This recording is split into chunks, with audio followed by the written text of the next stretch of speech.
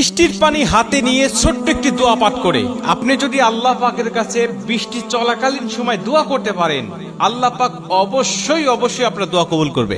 নবীজি সাল্লাল্লাহু আলাইহি ওয়াসাল্লাম আবু দাউদ শরীফের 2540 নম্বর হাদিসের মধ্যে বর্ণনা করেছেন।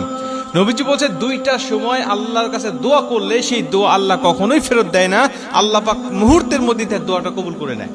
তার মধ্যে প্রথম নম্বর সময় হলো যখন আজান চলে, আজান চলাকালীন সময় দোয়া করলে তার দোয়া কবুল হয়ে যায়। আরেকটি বর্ণনা আসছে আজান এবং ইকামতের মধ্যবর্তী সময় যদি কেউ দোয়া করে আল্লাহ পাক তার দোয়াটা কবুল করে নেয়। এটা হলো এক নম্বর। দুই নম্বর, নবীজি বলছে যখন বৃষ্টি হয়, আসমান থেকে যখন বৃষ্টি নাজিল হয়, ওই সময় কেউ যদি আল্লাহ পাকের কাছে দোয়া করে, ছোট্ট একটি দোয়া পাঠ করে, আল্লাহ পাক ওই ব্যক্তির দোয়াটা খালি হাতে ফেরত দেয় না, আল্লাহ অবশ্যই কবুল করে নেয়। যখন বৃষ্টি হয় সাহাবা একরামরা বলছেন তখন রাসূল সাল্লাল্লাহু আলাইহি ওয়াসাল্লাম ওই বৃষ্টির পানি স্পর্শ করতেন, হাতে টাচ করতেন, গায়ে লাগাতেন, শরীরে লাগাতেন, আর বলতেন যে এটা নতুন ভাবে আল্লাহ পাক রবের পক্ষ থেকে এসেছে, অতএব এটা আমি আমার হাতে, আমার শরীরে, আমার জামা কাপড়ে মাখাচ্ছি, এটা সুন্নত, আপনারা করবেন। এরপরে ওই পানিটা হাতে নিয়ে ছোট্ট একটি দোয়া পাঠ করবেন, আল্লাহুম্মা সাইয়্যিবান নাফিআ, আল্লাহুম্মা সাইয়্যিবান নাফিআ।